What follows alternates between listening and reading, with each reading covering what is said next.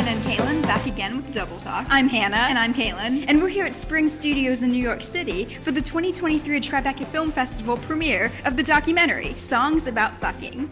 Marc Rebillet is a lot of things. A musician, a comedian, an artist, and a creator who is daring enough to improvise his shows. In the documentary Songs About Fucking, which premiered at the Tribeca Film Festival, director James Gallagher takes audiences into Rebillet's world, and it's wild, contemplative, and everything in between. On the night of the film's premiere, where we met Marc and James, we also got a chance to catch up with actor Peter Gallagher and actress and singer Kathryn Gallagher, James's father and sister, who told us how James's talent, sprinkled with a little bit of magic dust, made the film the success it is. Listen in. Your son James and Marc, they have a very specific relationship. They seem to get along very well, and you really do get the feeling that this film wouldn't have been the film that it was if it weren't for James. Why is James the person to tell the story? James has been working with great discipline and great depth of experience and talent for a long time. I believe I'm just his dad, but I think he's authentic as an artist. Mike Nichols said to me once, he said, you know, things that start out poorly don't always end poorly, and things that start out well don't always end well. Yeah. And that's what you should let your kids know. That, and let them study improv. And there's one thing Marc and our son can do is improv. And he was able to apply his massive talents and his ability to do that, to weave a story every night and bring people together that needed to have a shared experience with each other. It was post-pandemic. It was the essence of storytelling. And it found a place in the world we're in right now, and I think that's what people are responding to, because he created even a bigger family.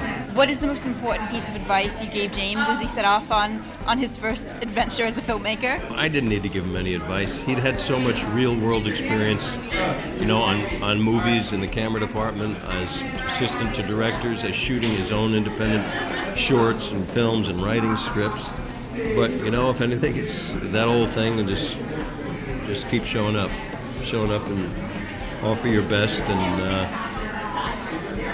don't be surprised if the thing that works is not the thing you expected it to be. Just keep showing up and say yes when you can. We were just talking to your dad, and I want to know what you think about it too, because your brother, yes, he was ready for this, and he was ready to make a film, but he didn't know that this was going to be the opportunity that it became.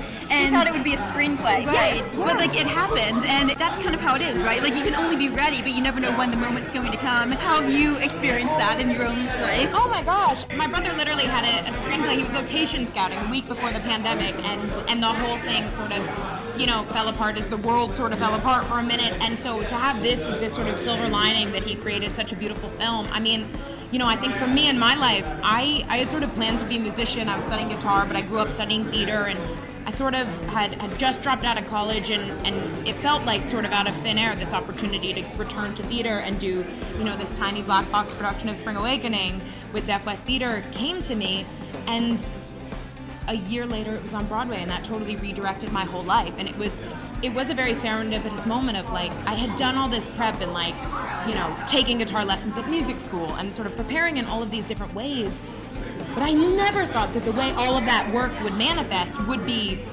in a Broadway show where I was playing guitar. And like, it was just sort of, so I do think it's true. I think, you know, when you prepare, when you work hard, when you show up, these opportunities come, and they might not be the ones that you expected. They might not be the ones you thought you were planning for, but when they do show up, it's like, you know, I don't know anyone else in the world that could have done what my brother did with this movie. I really don't. And I don't think I'm just being like a proud little sister. It's like when preparation meets hard work meets like galaxy dust or something. Honestly, it is. And it's like, you know, you have to be ready, and then you get to show up and you get to be there.